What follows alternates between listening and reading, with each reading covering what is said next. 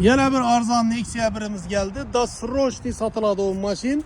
99-yilda ishlab chiqarilgan ekan.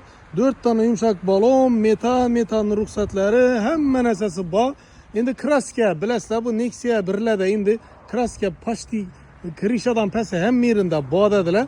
Lekin mashinni hamma joyi kontaska ekan, chiroyli bo'lib turibdi ekan. Hech qanday men kamchilik ko'rmadim. Endi yani kraskasini qishda urilgani uchun oshan taraf eshikida ozgina gullagan tarafi bor ekan.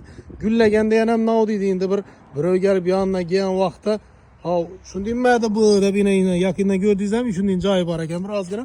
Boshqa hech qanday kamchilik ko'rmadim. Sonus tramblyor, balonlar ham yaxshi balonlardan daqilgan ekan. Yana salon holatlarida umuman kamchilik yo'q. Bahosini e'tibor berib turasizda, o'ta qiziqli bahosi. Bu Senaga Nexia 1ni bunday yaxshi sosteniyadagisi hali bu yaqinda gamavadi. 26 million so'ma shunday zo'r akkuratli saqlangan Nexia 1imiz geldi. Hozir ovozlarini ham eshitasizlar, xudo xolasa. Bismillahirrohmanirrohim.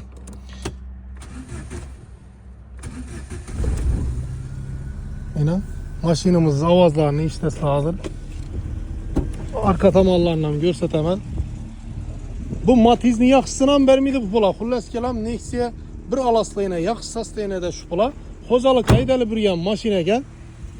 Umuman hamma yerine gap yo'q. Zo'r holatda saqlagan ekanlar mashinani. Ovozlarini-ku eshitingina. Sonus tramblyorning o'zine xos bir narsa bor. Hozir shu meni yechmadim, men tutdim.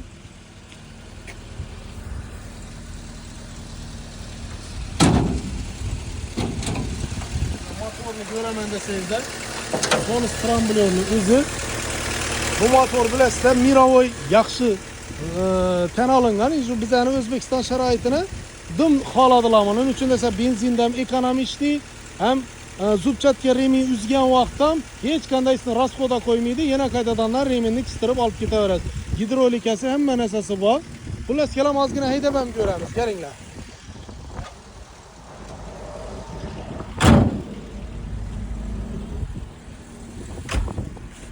Bismillahirrahmanirrahim.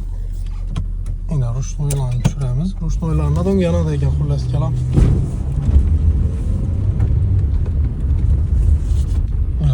Mashin tartısını gördüğünüzde opşum gap bo'lishi mumkin emas. Shu mashinani olib, "Обязательно Xosnud, rahmat sana" deb minasizlar xudo xolasa. Dim mashin tartishlarına umuman gap yo'q. Tengdan chiqib keting deb turibdi. Haydang ko'ring do'rani. Haydang, bo'lin. Qani haydang.